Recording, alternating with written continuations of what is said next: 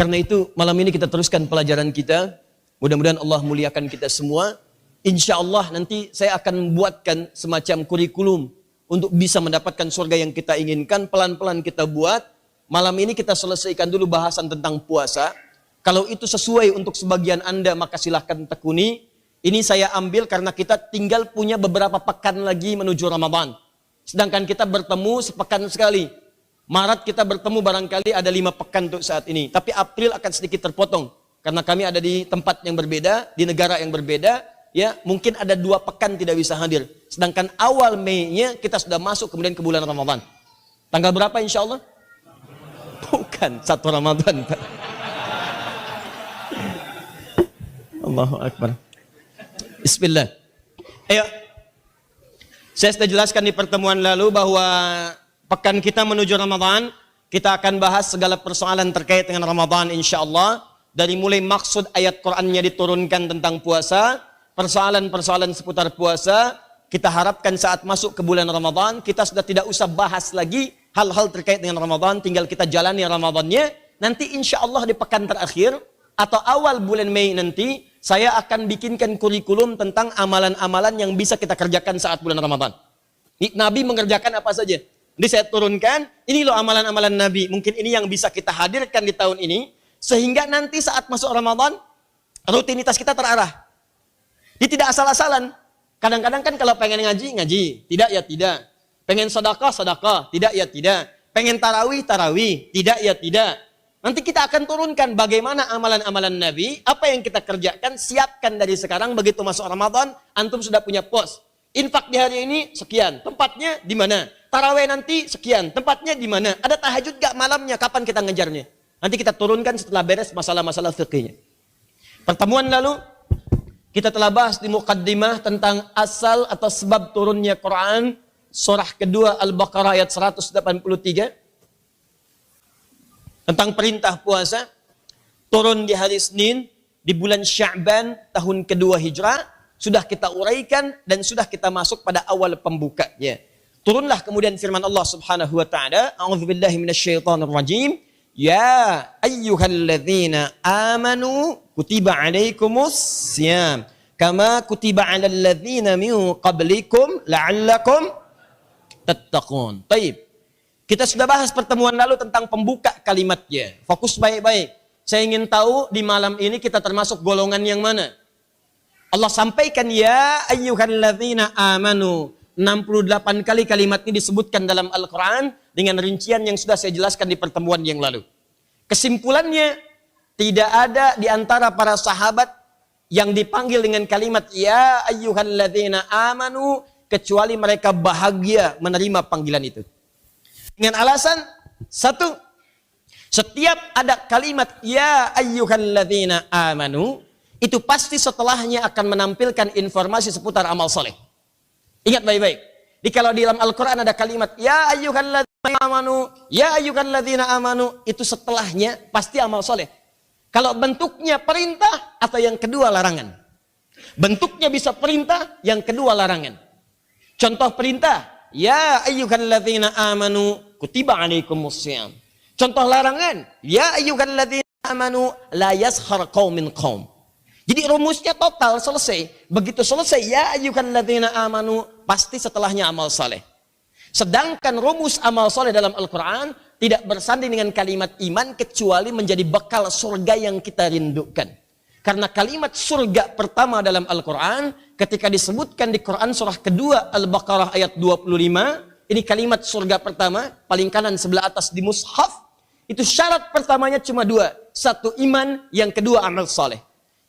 Wa basyiril ladzina amanu wa 'amilus shalihat anna lahum jannatin tajri min tahtihal anhar. Kata Allah, Muhammad sallallahu alaihi wasallam, berikan kabar gembira pada seluruh umatmu, berikan kabar gembira. Jadi cuma umat Nabi Muhammad sallallahu alaihi wasallam yang sebelum wafat sudah diberi kabar gembira oleh Allah Subhanahu wa taala bahwa mereka berpeluang masuk surga. Perhatikan kalimatnya. Kata Allah, ya Muhammad sallallahu alaihi wasallam, berikan kabar gembira pada umatmu yang beriman dan beramal saleh. Di syaratnya satu iman, kedua amal saleh. Bahwa kami telah siapkan surga untuk mereka segala keindahan dia. Ada sungai-sungai yang mengalir di bawahnya. Semua nikmat cepat didapat. Anda berkata pengen, Anda terfikir ingin, langsung seketika ada. Diberikan persis seperti apa yang Anda inginkan. Cuma bekalnya dua. Satu iman, yang kedua amal soleh. Iman tanpa amal soleh, pekan lalu kita bahas, sulit. Amal soleh tanpa iman, mustahil menjadi soleh. Karena syarat amalan menjadi soleh, mesti ada iman di dalamnya. Sekarang, Allah berikan kepada kita satu pengakuan. Pengakuan yang datang langsung dari Allah mengatakan, hei orang-orang beriman. Ketika disebut beriman berarti kita sudah punya satu syarat. Coba lihat. Fokus ini. Kalau saya katakan kepada Anda, besok insya Allah hari Jumat di masjid ini sebelum Jumatan jam 11 insya Allah akan ada pembagian teman-teman sekalian, ada sembako plus santunan senilai Rp500.000. Contoh. Ini penting saya tegaskan kalimat ini supaya besok tiba-tiba banyak yang menginap malam ini karena keterangan Ustaz Adi Hidayat. Saya garis bawahi contoh. Baik. Nah, syaratnya dua. Syarat pertama, saya katakan, pertama mesti muslim. Yang kedua, dia punya hafalan Quran minimal 1 juz. Pak, contoh. Baik, lihat baik-baik. Satu muslim, kedua, teman-teman sekalian punya hafalan Quran minimal 1 juz. Nah, pertanyaan saya, kalau ada orang-orang kemudian masuk bari syarat yang pertama, muslim, dia masuk kategori ini. Ada harapan tidak? Ada. Jadi begitu saya katakan syarat pertama muslim, berarti semua mengatakan, oh saya punya harapan besok dapat. Alhamdulillah, 1 juta dapat plus sembako. Tapi dia belum lihat syarat yang keduanya. Begitu dia melihat syarat kedua, minimal hafal Al-Quran 1 juz. Maka perhatikan baik-baik. Saya sudah melihat dari wajah-wajahnya. Ada yang terlihat berbunga-bunga. Karena syarat cuma 1 juz, dia sudah 10 juz. Dia katakan, aduh kenapa nggak sekalian 10 juz aja gitu kan? Masya Allah. Ada yang 30 juz. Ah saya mau sekarang berapa juz aja silahkan. Udah 30. Ya. Tapi ada yang mengatakan, ya Allah, 1 juz.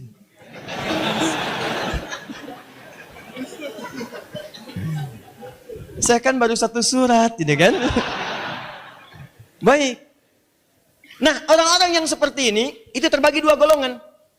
Ada golongan yang tidak putus asa. Bismillah, kalau Allah berkehendak. Allah berjanji di Quran surah 75 ayat 16-18. Kalau saya ikuti ketakwaan Nabi Muhammad SAW, Allah akan mudahkan menanamkan Quran dalam jiwa saya. La tuharrik bihi lisanaka lita'jala bih. Inna alaina jam'ahu wa Qur'ana. Fa idza qara'nahu fattabi' Qur'ana. Allah janjikan pada Nabi Muhammad, kamu jangan cepat-cepat melafazkan Quran di lisanmu karena pengen cepat mendapatkannya. Cukup kamu kemudian ikuti bacaannya, kami tanamkan Quran dalam jiwamu. Allah yang permudah menghafal Quran, bukan dia yang capek menghafalkannya. Ditanya oleh para ulama, apa maksud ayat ini? Pertama, kemudahan bagi Nabi. Kedua, kenapa Nabi mendapatkan kemudahan? Karena ketakwaannya kepada Allah Subhanahu wa taala. Maka rumusnya, tingkatkan takwa kepada Allah, maka Allah akan mengajarkan kepada Anda hal yang sulit menjadi mudah luar biasa. Itu ditemukan di Quran surah kedua di akhir ayat 282, paling kiri sebelah bawah. Wattaqullah wa yu'allimukumullah. Tingkatkan takwamu kepada Allah, maka Allah akan mengajarkan kepadamu semua jenis pengetahuan yang kamu butuhkan. Makanya ada yang hafal Quran 3 hari, ada yang hafal Quran 5 hari, ada yang 10 hari, ada yang 20 hari, ada yang 23 hari. Orang-orang menghafalkan 2 tahun, dia menghafalkan dalam hitungan hari. Maka dia katakan, tidak ada yang mustahil kalau Allah menghendaki. 1 juz dengan izin Allah besok saya hafal. Masya Allah, dia bermodalkan surat Al-Ikhlas. Ikhlas dia hafalkan malam. 1 juz. Bismillah, hafalkan. Allahu Akbar, tamat 1 juz dia. Begitu besok ketika mau diuji, bismillah. Hafal 1 juz, datang. Dia percaya diri, Allah mudahkan baginya. Begitu ditanya, jawab, selesai. 1 juz dia dapatkan. Sembako dapat, 1 juz dapat, dan 1 juz dapat. Ada yang kedua, saya juga mau coba, tapi ada keraguan dalam dirinya. Sedangkan Quran mengatakan, la raiba fi, jangan ragu, dia ragu. Maka malam-malam, kalau Allah berkehendak, saya pasti bisa. Walaupun memang mustahil sih, tapi nggak apa-apa. Nah ini kalimatnya, walaupun susah, mustahil, tapi nggak apa-apa. Ada keraguan dalam jiwanya. Maka dia menghafal, menjelang subuh dia hafal 1 juz. Selesai subuh dia lupa lagi. Ini sulit. Ada yang sama sekali mengatakan itu nggak bisa diraih. Sudahlah, mungkin bagian orang lain saja. Itulah teman-teman kalimat yang sama. Kata Allah, lihat kalimatnya. Muhammad SAW berikan kabar gembira pada orang-orang beriman. Iman syarat pertama, dapat. Antum masuk. Saya beriman, Anda beriman, kita beriman. Jadi sebetulnya syarat pertama udah kita dapatkan. Tinggal bagian kedua, wa amilus sholihat yang ini. Jadi kalau Anda mau masuk surga sebetulnya setengah dari syaratnya udah dimiliki, iman. Dapat. Sudah dapat teman-teman. Dan sekarang yang kita butuhkan adalah kita tinggal dapatkan bagian yang kedua. Apa itu? Wa amilus sholihat, amal soleh. Makanya ketika Allah menyandingkan kalimat iman dengan amal soleh, begitu diturunkan kalimat iman, sahabat senang semua. Kenapa? Karena kalimat iman itu akan bersanding dengan amal soleh. Dan amal soleh kunci mendapatkan surga kita. Jadi begitu sahabat mendapatkan, ya ayyuhalladzina amanu, senang semuanya. Kenapa? Karena setelahnya pasti ada bekal ke surga. Di sahabat Nabi itu memosisikan amal soleh bukan sebagai beban perbuatan yang harus dikerjakan. Tapi sebagai bekal untuk memasukkan ke surga. Makanya selesai kalimat iman, alladzina yu'minuna bil ghaib wa yuqimunas shalah. Salat, amal soleh. Wa mimma razaqnahum yunfiqun, infaq, amal soleh. Ya ayyuhalladzina amanu, ada amal soleh. Jadi begitu turun perintah salat, yang mereka lihat bekal surga, bukan beban ibadahnya. Bekalnya, begini cara menyikapinya. Makanya ketika mendengar panggilan adzan, buru-buru sebelum adzan bahkan kita nunggu. Kenapa? Takut gak kebagian bekal. Ini kan aneh, ada orang bagi sembako udah ngantri. Padahal yang diberikan juga belum tentu masuk dan dibutuhkan. Silakan cek, bagi kaos, ngantri. Bagi pulsa, ngantri. Nasi bungkus, ngantri. Ngantri. Dan ketika dapat pun belum tentu sesuai selera. Kenapa ketika diberikan bekal ke surga, gak ada yang ngantri? Yang paling menyedihkan, ada orang bahkan teman-teman sekalian, dulu sebelum adzan dah nunggu karena tahu bekal surga. Sekarang muadzin sampai nunggu, sampai komat belum datang juga. Tunggu 5 menit lagi belum datang juga. Ini sebetulnya yang mau ke surga itu yang mana? Jadi ketika Anda mendapatkan kalimat ya ayyuhalladzina amanu, kita mesti senang. Dan berita baiknya saya sampaikan di pertemuan lalu, kalimat ya ayyuhalladzina amanu itu mengakui semua kadar keimanan seorang hamba. Masih ingat huruf ya? Dekat, menengah, jauh. Yang merasa dekat dengan Allah imannya kuat, yang menengah imannya biasa, awas, yang jauh imannya lemah. Allah tidak bedakan. Hei, saya ingatkan ya, saya tegaskan ya, ayo. Saya panggil semua pemilik iman. Saya tidak peduli mau imannya itu lemah, sehingga jauh dari saya. Mau imannya itu standar, sehingga biasa-biasa hubungannya dengan saya. Dipanggil adzan datang, gak dipanggil gak siap-siap. Atau ada orang yang imannya kuat sehingga dekat dengan saya. Sebelum dipanggil adzan, dia sudah siap-siap. Saya tidak peduli, kata Allah, sepanjang kalian punya iman, saya berikan kesempatan untuk mengerjakan satu amalan. Jika kalian kerjakan, maka yang lemah akan menguat imannya. Yang biasa semakin dekat dengan Allah, yang dekat akan semakin lekat. Makanya ketika dipanggil ya ayyuhalladzina amanu, antum mesti senang. Karena saat itu keimanan kita masih diakui oleh Allah Subhanahu wa taala. Yang penting ada iman. Maka setelah itu sekarang pertanyaannya, bagaimana menguatkan iman itu? Turunlah kemudian perintahnya. Apa perintah yang turun di hari Senin tahun kedua hijrah itu di bulan Sya'ban? Kutiba alaikumussyam. Diwajibkan atas kalian menunaikan puasa. Jadi begitu mendengar kewajiban puasa dan itu sebagai bekal ke surga, demi Allah saya katakan, tidak ada satupun yang tidak bahagia pada saat itu. Semua senang. Karena mereka merasa surga sudah ada di depan mata. Jelas? Baik. Saya hapus sebentar ya. Nih, saya tanya begini nih. Lihat-lihat ya, ini perbandingannya untuk memahami. Posisikan Anda nggak pernah puasa. Paling sehari, 2 hari, gitu kan? Sehari, 2 hari. Tiba-tiba ada perintah. Besok, bulan depan, Anda puasa 30 hari. Siap tidak? Siap tidak? Pertama kali mendengar respon itu, bahagia, senang, atau campur aduk? Ada yang campur aduk, ada yang gelisah, ada yang macam-macam. Karena melihatnya posisinya mesti puasa. Tapi orang-orang dulu, cara pandangnya beda. Ini bekal surga. Jadi begitu mereka melihat, ini bekal surga, ada Lailatul Qadar, kita bahas pekan lalu. Ada lipat ganda amalan 100 kali dilipatkan dari hari biasa. Ada tambahan ini, ada ampunan dosa. Mereka melihatnya itu. Jadi kalau wafat di bulan Ramadan, mereka udah ngitung, wafat surga. Coba Anda bayangkan, masuk malam pertama Ramadan, masuk hari pertama tuh, malam pertama, tarawih. Begitu ikut tarawih, khusyuk tarawihnya. Kan saya katakan, panggilan ini untuk semua. Makanya malam pertama Ramadan, jangankan yang kuat iman, yang lemah iman pun, yang nggak pernah ke masjid bisa saf pertama. Silahkan cek kalau nggak percaya. Ini bukti Al-Quran benar. Al-Quran tuh nggak pernah bohong. Kata Allah, saya panggil semua. Mau yang kuat, mau yang lemah, datang. Buktinya malam pertama puasa, semua datang. Yang paling menarik, kalau Anda benar pada satu sholatnya, keluar kalimat Nabi. Man qama ramadhana imanan wahtisaban ghufira lahu ma taqaddama min dzambi. Kalau ada orang menunaikan qiyam Ramadan, dia tunaikan tarawihnya, ikhlas karena Allah, dia mohon ampunan saat sujudnya, Allah ampuni saya. Kemudian di sela-sela rakaat dia katakan, Allahumma innaka afuwun tuhibbul afwa fa'fu anni. Ya Allah, engkau mencintai orang-orang yang mohon ampunan. Saya minta maaf, ampuni saya. Diampuni oleh Allah. Begitu diampuni, meninggal, surga untuknya. Ghufira lahu ma taqaddama min dzambi. Dihapuskan semua dosanya dan dia sholat pada saat itu. Semua dosa digugurkan, amalan pertamanya sholat malam itu, masuk surga.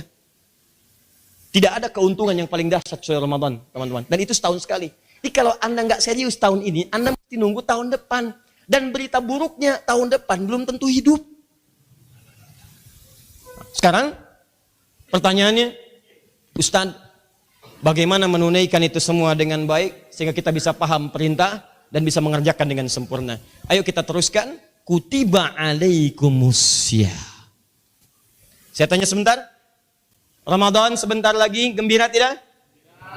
Senang tidak? Siap tidak? Gembira itu tidak diukur dengan keadaan wajah, senyum, ataupun perkataan-perkataan yang lain, tapi akan diukur dengan semangat kita untuk menyiapkannya. Yuk kita siapkan. Kutiba alaikumusya. Diwajibkan atas kalian menunaikan puasa. Fokus, kita pelan-pelan bahas. Bismillah. Kutiba alaikumusiyam.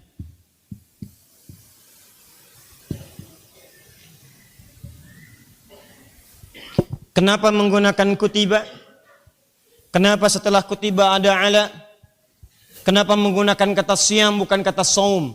Padahal saum disebutkan dalam Al-Quran, sekali disebutkan di Quran surah 19 ayat 26, paling kanan sebelah atas di mushaf, dan kata siyam 9 kali disebutkan dalam Al-Quran.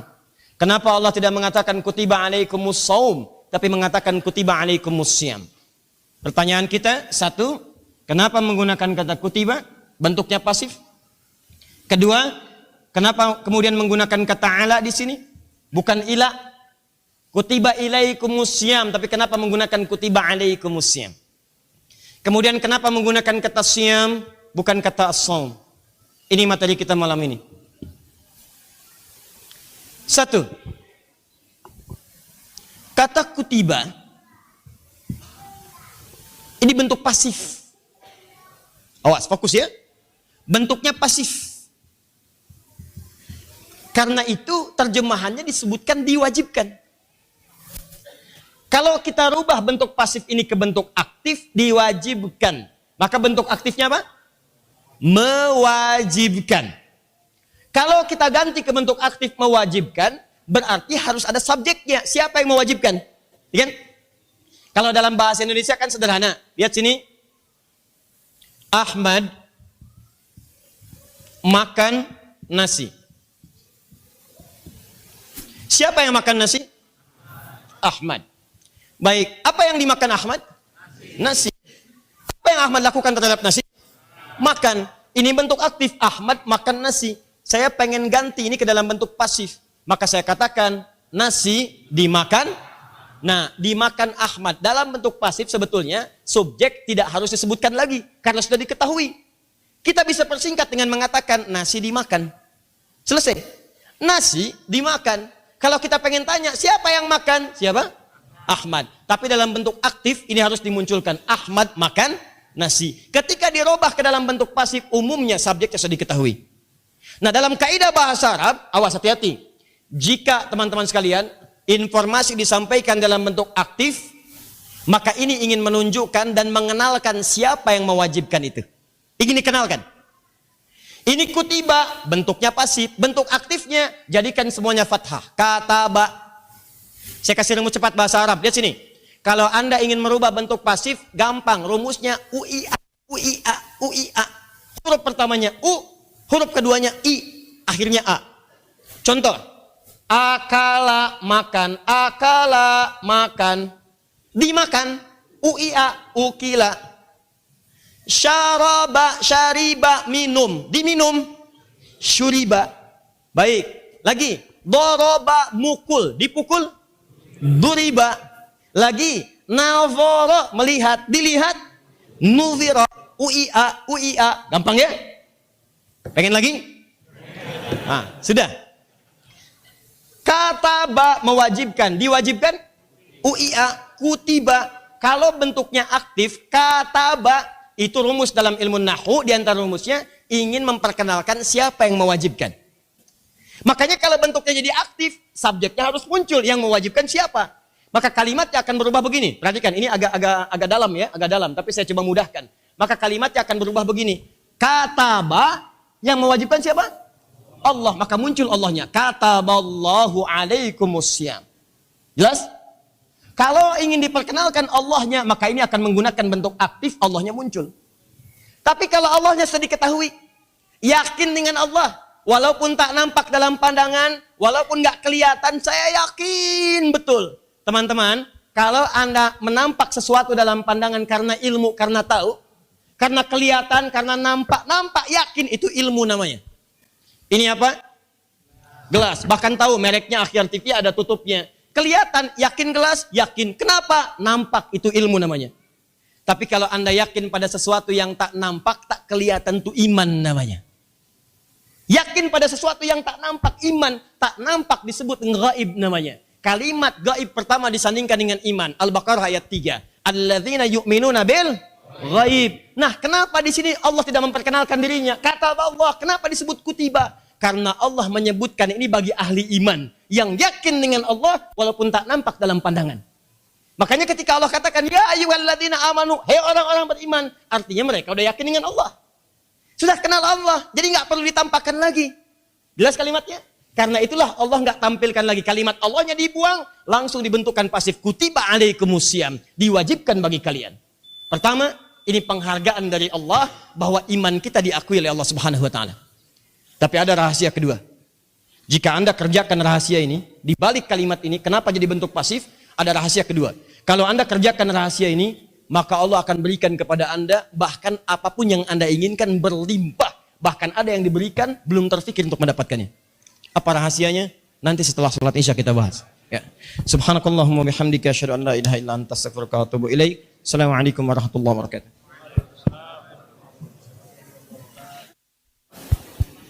Bismillah. Assalamualaikum warahmatullahi wabarakatuh. Alhamdulillah. Assalatu wassalamu ala rasulillah wa ala alihi wa sahbihi wa man walah wa ba'd. Saudara-saudariku dan pemirsa Akhyar TV dimanapun Anda berada, alhamdulillah kita telah menunaikan salat Isya waktu Indonesia bagian Barat langsung dari Masjid Al-Ihsan PTM VJS. Dan kita bermohon pada Allah Subhanahu wa taala semoga salat yang telah kita tunaikan diterima oleh Allah Subhanahu wa taala. Dan tidak lupa kita mendoakan saudara-saudari kita yang belum menunaikan salat, semoga Allah mudahkan dan kuatkan untuk segera menunaikan salat jika telah tiba waktunya. Kemudian yang kedua, kita bermohon pada Allah semoga hamba-hamba Allah yang belum beriman sampai malam ini bisa mendapatkan kekuatan dan keyakinan untuk bersyahadat sebelum wafat kembali kepada Allah Subhanahu wa taala. Ada berita sampai pada kita. Assalamualaikum warahmatullahi wabarakatuh. Ya, ada saudara kita dari Padang, saudara Fulan, saat akan berangkat ke kajian mendapat kabar duka dari keluarganya di Padang bahwa ayahandanya Bapak Haji Arisam bin Amrullah telah berpulang ke rahmatullah, meninggal dunia. Kita doakan insyaallah semoga beliau wafat dalam keadaan husnul khatimah. Ya Allah maghfirlahu warhamhu wa'afi wa'afwan wa akrim nuzulahu wasi' madkhalahu wa naqih minal khataaya kama yunqqa ath-thawbul abyadu minad danas. Allahumma ighsilhu bil ma'i wath thalji wal barad. Allahumma nawwir qabrahu ya arhamar rahimin waj'al qabrahu rawdatan min riyadil jannah wa la taj'al qabrahu hafran min hufrin niran. Dan semoga Allah muliakan anaknya. Kalau anak ini ingin pulang, besok setelah kajian hubungi staf kami. Saya yang insya Allah kita akan tanggung tiketnya pulang pergi insya Allah. Ya, tolong disampaikan kepada staf kami yang ini. Ya, nanti sampaikan kalau ingin pulang besok misalnya pesawat pertama, sampaikan tiketnya nanti kami akan tanggung dan kami titipkan untuk biaya keseluruhan dari mulai perawatan jenazah sampai pemakaman sampai dengan selesai. Semoga Allah muliakan Anda dan keluarga Anda insya Allah. Saya sebelum memulai kajian juga dapat berita ada seorang ibu, Bu, ini Masya Allah ahli majlis ta'lim. Ya, ibu saya yang langsung telepon dan menyampaikan berita ini. Di satu daerah Masya Allah ya, mungkin orang dunia tidak mengenalnya, tapi saya yakin penduduk akhirat sangat mengenal dekat ya. Di ibu ini ahli ta'lim, ahli Quran, bahkan dari pendidikannya mengajarkan kepada anak-anaknya, cucunya Al-Quran. Tepat teman-teman, berapa hari yang lalu, dia sedang beristirahat ya di bagian rumahnya. Beliau membimbing ya bagian anaknya yang sedang mengaji, begitu sedang membaca satu surat dalam Al-Quran. Kata beliau, itu bacaannya bukan panjang, biasa aja gitu. Ya, pendek aja gitu, nggak usah panjang-panjang. Tabi'ilah mungkin maksudnya. Itu dibaca dengan sempurna, dikembalikan kepada pendek. Begitu sudah selesai, ibunya kelihatan tenang aja kan ngaji, ternyata itu kalimat terakhir yang diucapkan. Wafat itu nggak terdengar, bahkan nafasnya tersenggak, tidak ada gitu kan. Kemudian suara beratnya nggak ada, wafat aja tenang gitu pulang. Barangkali itu contoh paling mudah ya ayat Tuhan nafsul mutmainnah. Ya irji'i ila rabbika radiyatan mardiyah, fadkhuli fi ibadi wadkhuli jannati. Dia tenang aja dan wafat kelihatan tersenyum dia, senyum dalam senyuman. Anda bisa bayangkan dia, itu mungkin yang dimaksudkan Nabi mencabut ya satu rambut yang halus dari adonan tepung yang juga halus. Ringan, dia nggak ada terdengar senggolan nafasnya, sulit misalnya keluar rohnya enggak. Ya, kamu itu betul kata Nabi ya, seperti kebiasaan kita begitu demikian akan diwafatkan. Ya Anda terbiasa dengan Quran, maka Anda akan diwafatkan dengan kemuliaan Al-Quran. Ya terbiasa dengan amal soleh, maka Anda akan wafat dalam keadaan beramal soleh. Makanya saya sering katakan kalau terfikir berbuat maksiat, bayangkan akan wafat. Selesai gitu. Ya. Nah, baik teman-teman sekalian, ya kita kembalikan ke sini. Kutiba alaikumus siyam. Bismillah. Kenapa menggunakan kata pasif kutiba, tidak menggunakan bentuk aktif kataba? Kita tadi bahas, jika kalimatnya menggunakan bentuk aktif kataba, maka dalam rumus gramatikal bahasa Arab, ini bertujuan ingin mengenalkan subjeknya. Ini loh yang mewajibkan. Makanya begitu menggunakan kata kataba, Allahnya muncul. Ini di luar Quran ya. Kataballahu alaikumus syiyam. Kalau seperti ini berarti ini ingin memperkenalkan inilah Allah yang mewajibkan, mengenalkan Allahnya. Tapi bagi orang beriman sudah kenal Allah, nggak usah diperkenalkan. Karena itu disebut iman. Iman itu kan yakin walaupun tak nampak dalam pandangan. Tak nampak dalam pandangan disebut ghaib. Alladzina yu'minuna bil ghaib. Orang beriman itu yakin tak nampak Allah dalam pandangan tapi yakin dengan itu. Itu disebut dengan iman. Makanya ketika disebutkan kalimat iman, tidak perlu lagi diperkenalkan Allahnya. Karena orang beriman itu sudah kenal Allah. Catat ini. Orang beriman sudah kenal Allah. Jadi kalau Anda mengaku beriman tidak kenal Allah, ada sesuatu yang keliru. Makanya setiap yang beriman itu diminta belajar. Yuk kenali Allahnya. Bukan cuma katakan iman-iman, cuma nggak kenal. Buka Quran surah 47 itu. Ayat 19. Fa'lam annahu la ilaha illallah. Fa'lam, mesti tahu. Mesti punya ilmu. Dari kata alima, mesti punya ilmu. Disederhanakan kalimatnya ketahuilah. Ketahuilah itu kan harus tahu. Fa'lam, cari ilmu, mesti tahu. Annahu untuk menetapkan la ilaha illallah. Tidak ada Tuhan selain Allah. Jadi kalau Anda sudah paham ilmunya, belajar namanya tauhid. Kalau sudah dipelajari, yakin. Jadi kalau ditanya kenapa Tuhannya Allah, Anda bisa jawab. Anda punya keyakinan. Di Tuhannya Allah, yakin. Benar. Kasih Indomie 1 dus, pindah. Kasih sarung, pindah. Nah, itu artinya belum paham. Nah, konsekuensi yang kedua, ahli iman itu, karena sudah kenal dengan Allah, maka dia nggak pernah mempertanyakan lagi setiap perintah yang diberikan oleh Allah. Dia nggak usah tanya lagi, ini perintah dari mana? Kenapa begini bentuknya? Kenapa seperti ini gambarannya? Karena dia yakin setiap yang Allah perintahkan pasti ada nilai kebaikan dan semua bersumber dari Allah. Konsekuensinya, jika ada orang mengaku beriman, masih mempertanyakan apa yang Allah perintahkan, maka ini menunjukkan ada persoalan dalam imannya. Awas hati-hati. Misal, ya ayyuhalladzina amanu ahli iman, kutiba alaikumusiyam. Kenapa pakai kutiba? Kenal Allah. Yakin dari Allah. Kalau yakin berarti tinggal tunaikan. Kalau masih bertanya, kenapa kita mesti puasa? Kenapa kita yang diperintahkan? Ini menunjukkan pasti ada persoalan dalam imannya. Jadi kalau ada orang-orang, maaf ya, sering menyoal isi Al-Quran, sering meragukan isi Al-Quran, sering mempertanyakan ketetapan Allah, ini menunjukkan ada masalah dalam imannya. Kata Allah, warisan 2:1. Kenapa 2:1 ini melanggar kesetaraan gender? Itu ada persoalan dalam imannya. Kata Allah, ini muslim, ini kafir. Muncul keluar kata-kata, kenapa kafir? Terlalu keras kata-katanya. Nah, ini menunjukkan ada masalah gitu kan. Ya kalau dalam aplikasinya banyak. Kadang dipanggil ya ayuhan nas, hei manusia, ada. Ya ahlal kitab, ahli kitab, ada. Kapan kafir digunakan? Ada konteksnya. Kapan ini digunakan? Ada konteksnya. Tapi Anda nggak bisa meralat kalimat Quran. Anda tinggal menggunakan, tempatkan kalimat sesuai dengan tempatnya. Selesai. Kenapa kemudian mesti Anda koreksi? Nabi panggil Abu Jahal, panggil Abu Jahal. Abu Lahab, itu biasa.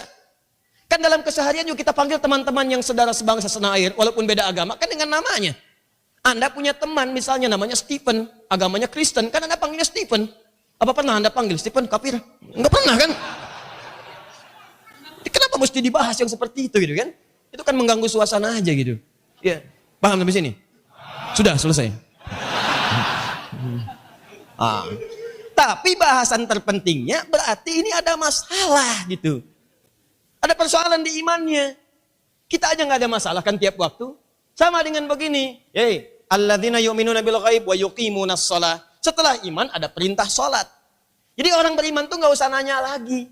Jadi kalau ada yang masih bertanya kenapa sholat, kenapa begini, ini menunjukkan imannya masih lemah. Apalagi belum sholat udah menyoal, baru adzan. Allahu akbar, Allahu akbar. Ini suara apaan sih? Kidungku lebih indah daripada suaramu. Ini pasti ada masalah. Enggak, saya lagi bicara serius nih. Paham ya? Maka selesai. Ini gampang. Kalau Anda pengen lihat iman Anda kuat atau tidak, maka lihat setiap perintah itu kerjakan enggak. Kan sederhana. Agama itu sederhana. Kerjakan, tinggalkan. Ada perintah kerjakan, ada larangan tinggalkan. Ini yang kadang-kadang jadi susah itu, diperintahkan enggak dikerjakan, disuruh ditinggalkan, dilakukan. Kata Allah, jangan berdusta, berdusta. Jangan berselisih, berselisih. Jangan mencela, mencela. Ini kan jadi masalah. Coba kalau Anda ikuti, kata Allah, jangan mencuri, udah nggak usah nyuri. Jangan dusta, udah nggak usah dusta. Nggak usah sampai bikin tema tidak ada dusta di antara kita. Tetap dusta aja. Anda tinggalin aja kata Quran begini, lakukan, tinggalkan, tinggalkan. If'al wala taf'al, do it, live it. Enough. Selesai. Jelas ya? Ini poinnya. Nah, apa Ustadz kaitannya kekuatan kalimat pasif? Awas, dengan kedekatan kita terhadap Allah, maka korelasinya adalah orang-orang yang ketika dipanggil dengan kalimat pasif, dia cepat mengerjakannya, tanpa pernah menyoalnya, atau bahkan kemudian mengolok-olok, atau bahkan meninggalkannya. Orang-orang semacam ini yang cepat menunaikan apa yang Allah perintahkan, nanti dampaknya Allah akan permudah kehidupan dunianya sampai ke akhiratnya. Sampai ke akhiratnya. Contoh begini. Buka Al-Quran, surah kedua, ayat 168, bandingkan dengan Quran surah kedua, ayat 172. Pertama paling kanan sebelah bawah, yang kedua agak sedikit ke atas sebelah kiri.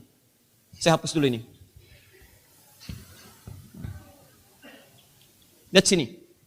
Quran surah kedua ayat 168, paling kanan sebelah bawah. Ya ayyuhan nas, kulu mimma fil ardi halalan tayyiba. Ada ayatnya? Fokus. Ya ayyuhan nas, hei manusia. Kulu mimma fil ardi halalan tayyiba. Silahkan Anda bekerja, cari makan. Ini sinekdok pas prototo. Disebutkan sebagian, dimaksud keseluruhan. Disebutkan yang paling pentingnya saja. Karena kalau orang kerja itu kan umumnya kalau ditanya mencari makan kan.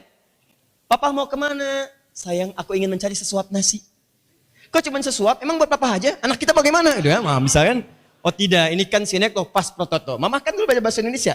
Ya, Nah, kalau keseluruhan disebutkan dimaksud sebagian, mencakup semuanya, namanya sinektok totem properti. Baik, kulu mimma fil ardi, silahkan berusaha ikhtiar. Minnya tab'id, nggak semua bumi harus dijelajahi, yang bisa dijangkau. Silahkan. Anda nggak dapat di Bekasi ke Jakarta, nggak dapat di Jakarta naik ke Tangerang, nggak dapat geser sini naik ke Bandung, terus keluar Jawa Barat, Jawa Tengah, Jawa Timur, keluar Jawa, cari silahkan. Tapi rumusnya halalan thayyibah, cari dengan cara yang halal, legal, dapatkan yang thayyib, yang terbaik. Ini ya ayyuhan nas, hai manusia. Sekarang bandingkan dengan ayat 172. Ya ayyuhalladzina amanu, yang dipanggil kalimat imannya, bukan kemanusiaannya. Fokus. Ya ayyuhalladzina amanu. Awas, hati-hati. Kulu min thayyibati ma razaqnakum. Beda ayatnya. Begitu Allah menyebutkan kalimat iman dulu. Ya ayyuhalladzina amanu. Imannya dipanggil. Maka orang beriman akan sadar. Oh, ini pasti dari Allah nih. Kalau dari Allah nggak usah ditanya lagi, kerjain aja. Tapi yang paling menarik, kulu min thayyibati. Kulunya ada, ya ayuhan nas, ada kulu. Ya ayyuhalladzina amanu, ada kulu. Tapi yang paling menarik, halalnya dibuang. Untuk orang beriman, halalnya dibuang. Lihat baik-baik. Thayyibnya dijamakkan. Dari kata thayyibah jadi thayyibat, bentuk jamak. Ditambah ma razaqnakum. Kalimat ini muncul, ma razaqnakum. Yang ya ayuhan nas ini tidak ada, yang ya ayyuhalladzina amanu, kalimat ma razaqnakum muncul. Lihat kalimatnya. Ya ayyuhalladzina amanu kulu min thayyibati. Halalnya dibuang. Orang bertanya, Ustadz kenapa halalnya dibuang? Karena orang beriman itu imannya sudah pasti akan mendorong kepada yang halal. Jadi orang beriman itu nggak mikir yang haram lagi. Dia tahu Allah yang perintahkan mustahil, Allah nyuruh yang haram. Di iman seseorang itu akan mendorong dia mengerjakan yang halal. Makanya kalau ada orang beriman bekerja masih cari yang haram, ada yang salah dalam imannya. Ada yang nggak tepat di imannya. Sudah, Anda kerjakan dengan iman. Kerjakan iman. Di kalau iman Anda ada, Anda tahu Allah mengawasi Anda. Kan tadi saya katakan orang beriman kenal Allah. Kalau kenal Allah dia yakin diawasi. Coba tanyakan pada setiap orang. Yakin diawasi Allah? Yakin. Yakin dilihat? Yakin. Kenapa masih korupsi? Saya yakin kok akan diampuni juga. Oh, belum tentu. Jelas. Jadi kalau dia yakin, dia akan tinggalkan yang haram. Makanya kata Nabi, la yasriqul mu'min indama yasriq fahuwa mu'min. Orang yang punya iman itu nggak akan mencuri. Saat mencuri, ada iman dalam dirinya. Makanya ketika dia mencuri, pertanyakan imannya kemana? Karena dia yakin dengan Allah. Nah kalau orang ini benar selalu mencari yang halal, ya awas. Walaupun nggak disebut, kerjakan halal. Imannya bimbing. Halal. Haram tinggalkan. Maka dia akan dapat hadiah dari Allah. Pertama, keberkahannya akan ditingkatkan. Thayyibat, jama'. Ini thayyib ini kaitannya dengan berkah. Berkah itu ziyadatul khair, bertambah manfaatnya. Yang ini dapatnya 1 juta, yang ini 100.000. Tapi karena berkahnya ditambahkan, bagi manfaatnya kepake. 100.000 kadang cukup untuk sebulan. Masya Allah. Tapi nyata. Saya punya teman, waktu berangkat ke Libya, cuma bawa $50, bertahan 4 tahun. Gak habis. Dibawa pulang lagi. Dan ditukar pembelian ibunya itu dengan tiket haji untuk ibunya. Udah bayangkan. Ibu saya ngasih $50. Saya gantiin dengan tiket haji. Dia berusaha keras. Sampai pulang lagi, uangnya masih dibawa. Dan dia berikan hadiah haji untuk ibunya. Berkah. Dari mana dapatnya? Ma razaqnakum. Kami yang siapkan rizkinya, bukan dia yang capek mencarinya. Makanya orang-orang beriman tuh kalau yakin dengan ketentuan Allah, Allah mudahkan hidupnya. Enggak ada ceritanya orang beriman susah. Demi Allah saya katakan, enggak ada ceritanya orang beriman susah. Jadi kalau antum beriman masih susah, berarti coba dicek apa yang salah dengan imannya. Coba dilihat dulu. Karena ketika Allah menyandingkan kalimat iman, kalau sudah benar-benar beriman, kalimatnya dengan aflah. Qad aflahal mu'minun. Orang beriman itu pasti bahagia. Orang beriman pasti sukses. Bukan gak ada ujian, bukan. Dia ada ujian juga. Sakit juga. Susah juga. Tapi dia bisa mengatasi itu dengan penuh ketenangan. Coba belajar kepada sahabat Abu Kilabah. Pernah dengar namanya? Abu Kilabah itu tangannya nggak ada, kakinya nggak ada, mata buta. Tapi masih mensyukuri nikmatnya. Dan nggak pernah melihat kekurangannya. Kalau ditanya, Alhamdulillah. Itu aja. Dan nggak pernah melihat kekurangan dalam dirinya. Beliau itu memahaminya. Alhamdulillah, tangan ini amanahnya sudah diambil. Jadi sudah selesai tugasnya. Nggak pernah berbuat maksiat lagi. Kaki diambil, nggak pernah melangkah pada maksiat lagi. Mata diambil, jadi nggak pernah mandang maksiat lagi. Alhamdulillah, ya Allah, Alhamdulillah. Alhamdulillah. Sampai meninggal dalam keadaan luar biasa. Itu gimana gitu cara memaknai seperti itu. Nanti buka Al-Bukhari, kitab pertama, hadis nomor 1 sampai 57. Itu caranya menghadirkan iman yang kuat dalam diri kita. Nah, sama persis dengan ini. Kenapa menggunakan kata kutiba ini ujian bagi kita? Senang nggak saat puasa? Nggak usah banyak tanya lagi. Jadi orang beriman tuh nggak pernah ngitung-ngitung. Ini belum puasa udah dihitung. Berapa hari nanti puasa hari ini ya Ramadan ya? Tanggal 1, tanggal 2, tanggal 3. 1 udah selesai coret, ya kan? Wah, puasa tinggal 20 hari lagi. Oh, puasa tinggal 10 hari lagi. Lebaran tinggal 5 hari lagi. Bikin iklan. Petakan mudik, petakan macam-macam. Ingat baik-baik, ketika antum petakan mudik dunia, antum mesti sadar antum pun mesti mudik ke akhirat. Apa bekal yang dibawa? Apakah salah menghitung Ustaz? Tidak, nggak salah kok. Antum bikin kalender coret gak ada masalah. Tapi saya ingin katakan bahwa orang beriman itu nggak akan peduli mau berapa hari pun, yang penting Allah suruh. Mau 2 bulan, mau 3 bulan, mau semua hari Ramadan, alhamdulillah. Berapa hari pun.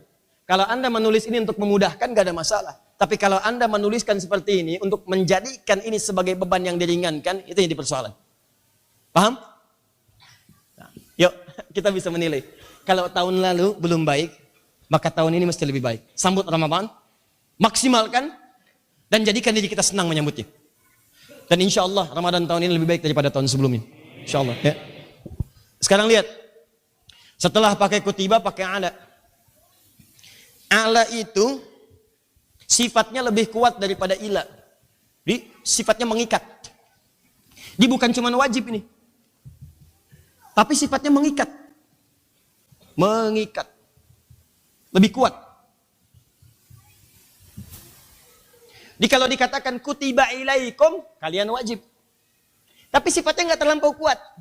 Walaupun wajib, barangkali ya masih ada sedikit-sedikit lah keringanan-keringanan. Longgar-longgar gitu kan. Tapi kalau menggunakan ala itu penekanannya kuat. Sesuatu yang sifatnya mengikat. Benar-benar mesti dikerjakan. Nah, saya mau katakan begini. Lihat baik-baik teman-teman.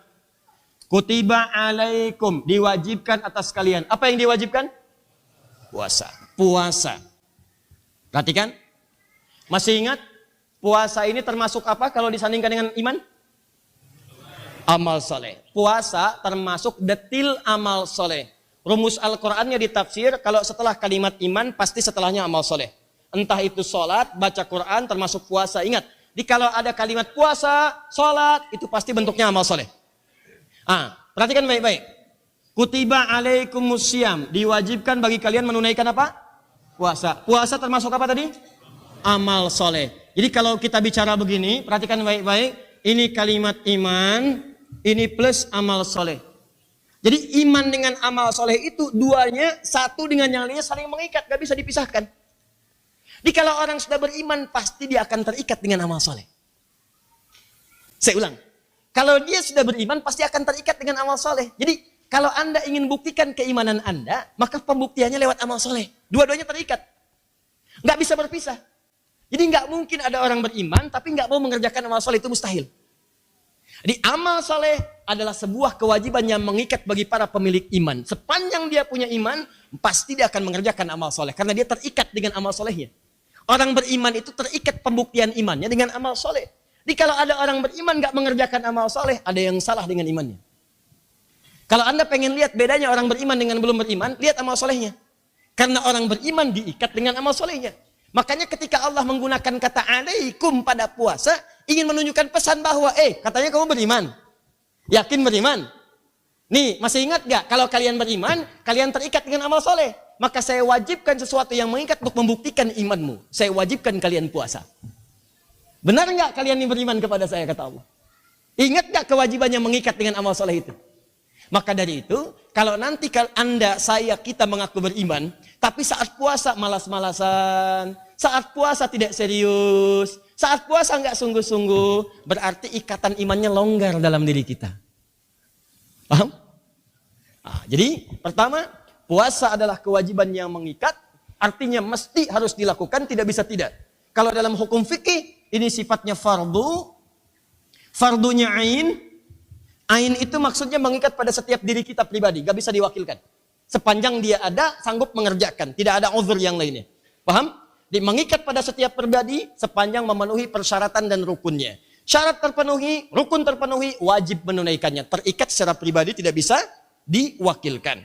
Tapi yang kedua, kalau ini disambungkan dengan kalimat iman, berarti amal soleh mengerjakan puasa ini adalah bagian yang tak terpisahkan dengan kalimat iman, seakan-akan keduanya diikat secara bersamaan. Satu hilang, maka ini menunjukkan kelemahan pada yang lainnya. Jelas? Bagi Anda mungkin jelas. Pulanglah ke rumah, lihat anak Anda yang sudah balik. Lihat saudara Anda. Jangan sendirian ke surganya. Cobalah pulang ke rumah. Mungkin ada sebagian yang tidak ikut pada malam hari ini. Ada yang berangkat, mungkin suaminya belum sempat ikut. Ayahnya tidak sempat ikut. Sebagian anak tidak sempat ikut. Teman-teman, cukuplah kisah dalam Al-Quran menyampaikan pada kita dulu. Ada seorang yang dijamin oleh Allah ke surga, tapi istrinya nggak bisa ikut. Anaknya nggak bisa ikut. Ada yang istrinya ke surga, suaminya ke neraka yang paling dalam. Seperti Asyah dengan Firaun. Ada yang keponakannya ke surga, pamannya ke neraka. Dan seterusnya. Itu kisah bukan hanya sekedar disampaikan untuk jadi dongeng, bukan itu. Itu kisah menjadi pesan pada kita. Cukup orang dulu seperti itu menjadi contoh. Kita jangan ikutan. Makanya ketika itu dipaparkan pada kita jadi manhaj kehidupan. Keluarkan begini nih, antum lihat. Dulu ada ibu, ada suami, ada anak. Antum punya pasangan nggak? Suami punya istri nggak? Istri punya suami nggak? Punya anak nggak? Punya cucu nggak? Coba cek dari semua anggota keluarga ini, siapa yang sudah siap ke surga? Yang belum siap, coba dilihat lagi. Lihat amal solehnya. Bantu dengan doa malamnya, siapkan pelan-pelan. Bismillah, pelan-pelan, pelan-pelan. Dorong dia, doakan, contohkan, akhlakkan yang mulia. Harus pengen kita ya. Jangan sampai berpisah, nggak enak. Dunia aja kan berpisah nggak enak. Coba lihat orang-orang Meksiko ketika datang ke Amerika. Anak-anaknya harus dipisahkan dari orang tuanya. Nangis-nangis tuh. Saya melihat berita ketika Presiden Amerika yang sekarang Donald Trump membuat kebijakan. Semua imigran Meksiko yang datang atau imigran luar Amerika yang datang, bawa anak-anak, langsung anak-anaknya diambil. Dipisahkan tuh dari orang tuanya. Dipisahkan, ingin memberikan efek jerak. Kalau ke Amerika datang dengan ilegal, nanti akan berpisah dengan keluarga. Nggak pernah bertemu tuh, dipisahin begitu aja. Apa yang terjadi? Ada yang ngamuk-ngamuk, ada yang berpisah, ada yang ngejar, nggak bisa, ditahan oleh polisi. Nanti lihat saat di akhirat nanti. Ada anak berpisah dengan ayah. Ayah berpisah dengan ibunya. Suami berpisah dengan istri. Anda bagaimana gitu? Kenapa Anda nggak sayang sama anak-anak yang dibawa? Dan ada cucu, ada siapa. Kenapa nggak Anda siapkan?